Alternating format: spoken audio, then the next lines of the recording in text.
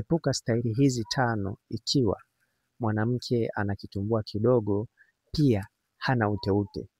Ni muhimu sana sana sana kufahamu kwamba ikiwa mwanamke ana kitumbua kidogo na pia kitumbua chake hakina uteute, epuka kufanya hizi staili, kwa maana ukizifanya hizi staili mwanamke atapata maumivu, hata wewe pia utaweza kupata maumivu. Kwa hiyo kuna staili ambazo mwanamke kama ana kitumbua kidogo na pia hana uteute, hautakiwi kabisa kuweza kuzifanya hizo staili. Staili ya kwanza ni mbuzi kagoma. Hii ni mojawapo ya staili ambayo kama mwanamke ana kitumbua kidogo na pia kitumbua chake hakina uteute, hautakiwi kuweza kuifanya hiyo staili.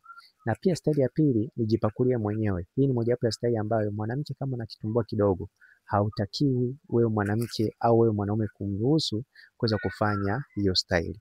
Na pia staili ya tatu ni staili ya kifo cha meno miguu mabegani. Hii ni mojawapo ya staili ambayo mwanamke kama ana kitumbua kidogo na pia hana uteute, hatakiwi kufanya hiyo staili.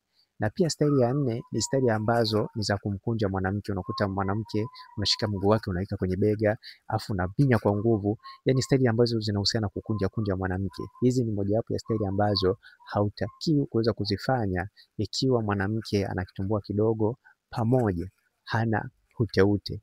Na pia staili ya mwisho kabisa ni staili ya mbanano ukutani, hususan ile staili ambayo mwanamke unakuwa umembana ukutani na mnakuwa mmesimama. Hii ni mojawapo ya staili ambayo kama mwanamke ana kitumbua kidogo, hautakiwi kabisa kuweza kuifanya, kwa sababu utakuwa na force afu kitumbua chake kina uteute wa asilia.